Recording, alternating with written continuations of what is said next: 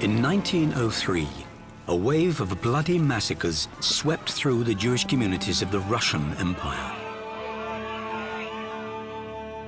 Over the next 3 years, more than 2,000 Jews were slaughtered, and thousands more were forced to flee their homes.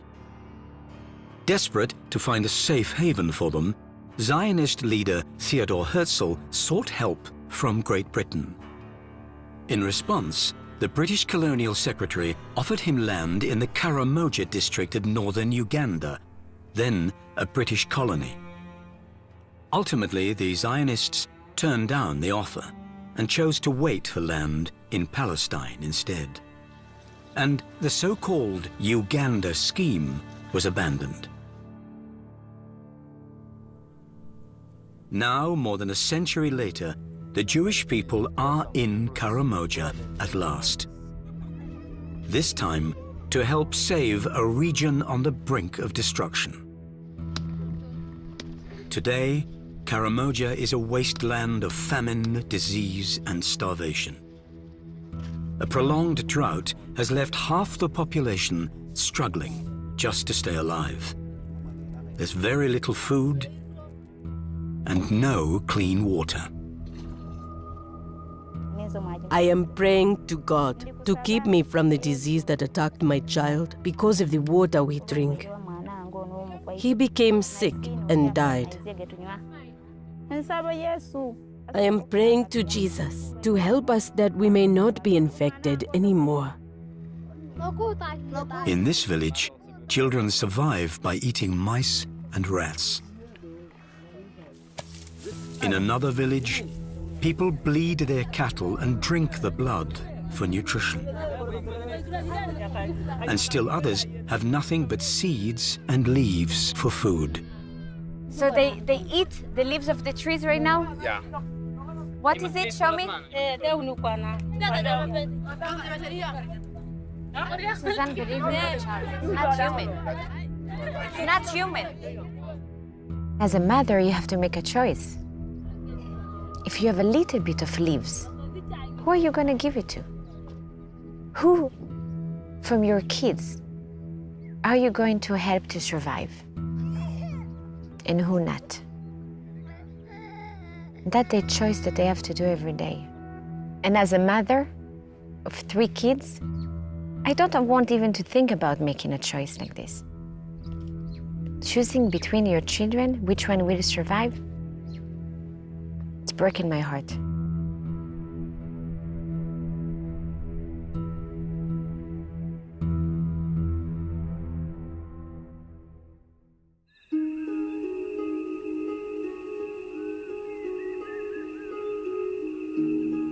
It's not easy to be an African woman. Unfortunately, what we are seeing in the villages is that children, especially girls and mothers, are spending hours a day to look for water.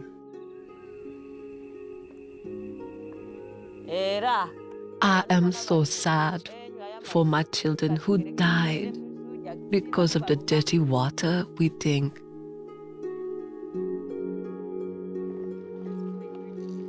I am in fear of my 3 living children because they are often sick from the water.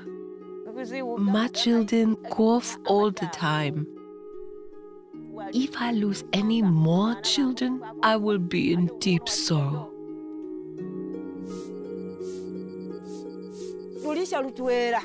The word water has made me suffer. At times, we lack water completely. We cannot even cook because there is no water. We feel chest pains from carrying a jerry can. I am pleading for God to have mercy on us so that we can be healthy. We are here with no solution. What shall we do? The solution is so simple. We, the Jews, faced the same difficulties when we first came back to Israel in the late 1800s. When the Jews first came back to Israel, what they found is dry land, barren, and out of necessity, they were forced to create to innovate, so they can pump water, so they can grow food. And I realized what we should do is simply transfer the same technologies, the same know-how that we have in Israel back to the African villages. And that's how it all started.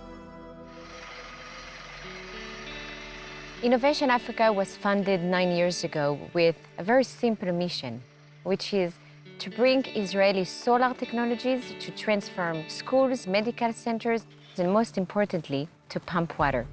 We've been operating now in 7 African countries, and we have transformed over 130 villages.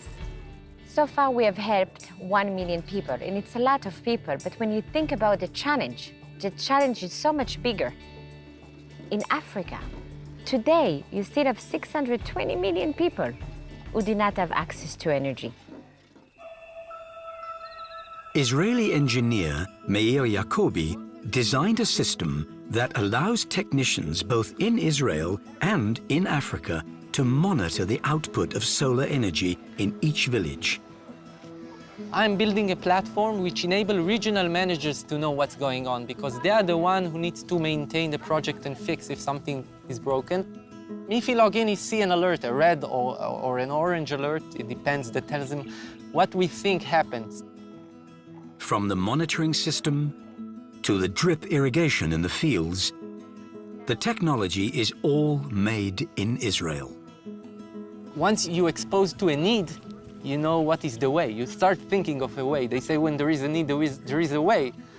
Well, I was an electrical engineer who was working for Israeli utility company and Intel. I wasn't aware of these needs. But once I was exposed to them by Innovation Africa, I understood that maybe we can build a tool to help them scale up. By having access now to water, not only they can drink, but by using the drip irrigation, we can grow more food with less water. Innovation Africa has provided solar power for more than 130 villages in Africa. But nothing prepared the team for what they saw in Uganda's desolate Karamoja district. You see how these people, how they are being affected with famine. Okay. Yeah. 4,600 people live in Akuyam village. Because of the drought, they haven't had water for months. There is no water at all? No water at all. So what do they eat? Ask them what do they eat.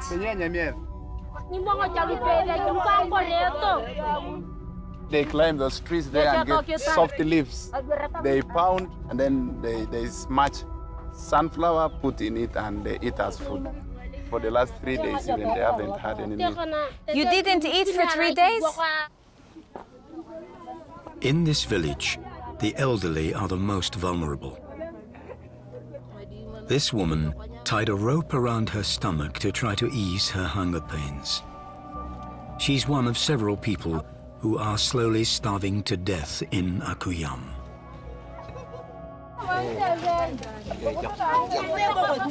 This is another case of somebody who didn't eat for many days and about to die of anger. Later, don't move her, I'm gonna come in. Can I get some food, please?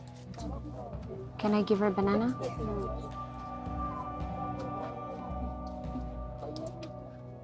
Would you like to eat?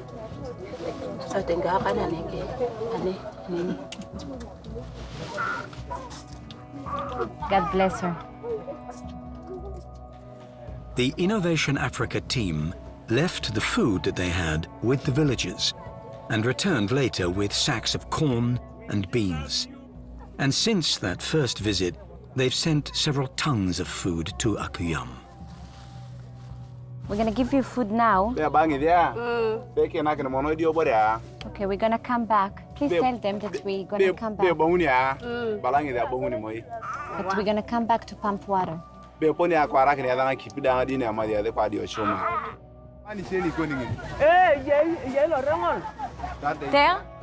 I must say, it's one of the worst things I've seen. And I've been in Africa a long time. I have to tell you, seriously, my heart is broken. My heart is broken. Construction is now underway for a solar-powered well in the village, and Akuyam will soon experience the new life that solar energy has brought to other villages.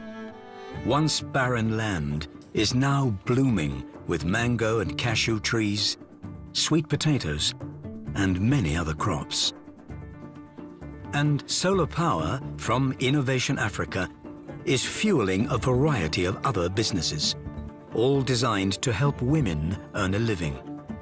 From small vegetable shops to sewing centers and even charging stations for cell phones. Something that is incredible in the villages is that they do not have shoes, they do not have food, but they do have cell phones. One of the businesses that we've been operating is having a small cell phone charging stations. They're going to need money to replace the light bulbs. They need money to replace the batteries. So by having an ongoing business that allows them to generate the income that they need, we can make sure that the project is sustainable. More than 17,000 people are treated here at Nansanga Health Center, a building with no electricity. Giving birth in the village can be very challenging. When it comes your time and it's in the dark, you have to give birth in the dark. When a mother comes in labor, I find it very difficult because there is no light. If there is no light, you will not be able to see what you are doing or which part of the mother you touch. If you succeed and the baby comes out well, it is God's mercy. The clinic's only light comes from kerosene lamps. Kerosene is not healthy. There's a smoke which it produces, which will affect both the mother, the midwife, and the baby which is being born. I've been working here at night without light. I'm really afraid. I use kerosene during examination of patients.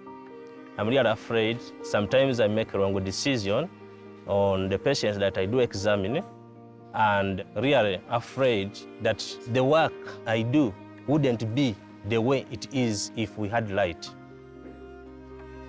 Not only you give them light, so the nurse can treat the patients at nighttime, but also we provide them with a small refrigerator so that finally they can have access to vaccines and medicines. When I was younger, I used to hear from the church, the priest could preach that Jesus was born from Israel. So we are really happy to receive people from Israel. You are our fathers and mothers from Israel. Innovation Africa is also powering churches, mosques, and schools across the continent. Places like the Nyanza Primary School, where students no longer have to study by kerosene or candlelight.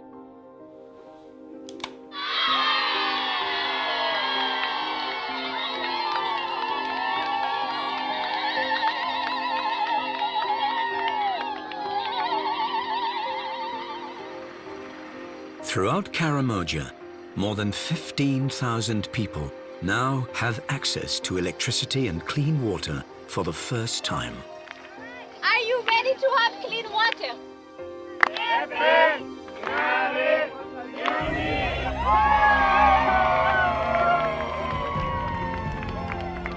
We are very happy to come all the way from Israel to Uganda. Now and forever, they will have clean water all the time. No more suffering, no more searching for water, no more children being sick with diarrhea. It's finished.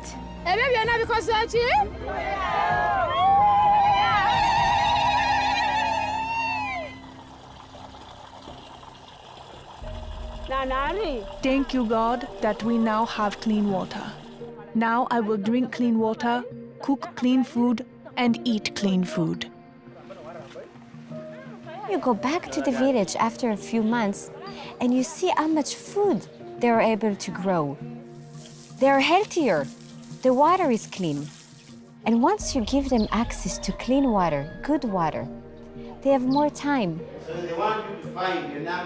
The second thing that you're seeing immediately is how many more children are going to school, especially girls.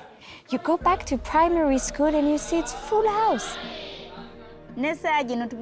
Before, our bodies were sick because of hunger. But today we are healthier because of vegetables and water. And all the children will be healthier too. Thank you, Innovation Africa, for bringing everything. When you give access to water to women, you empower them. You give them back their integrity to be able to take care of their children.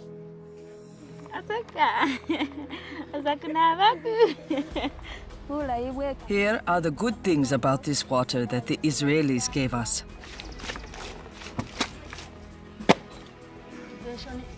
I can make bricks, water my passion fruit, and I also opened a small shop. God gave us the land, the water, and the sun. In the state of Israel, since its creation, we have been using those three resources to have a better life. And what we are doing here in Africa, we're trying to do the same. Our own contribution, our modest contribution, is just the technology, so that they can have access to what is theirs, the sun, the water, their lands. With access to clean water, opportunities are endless.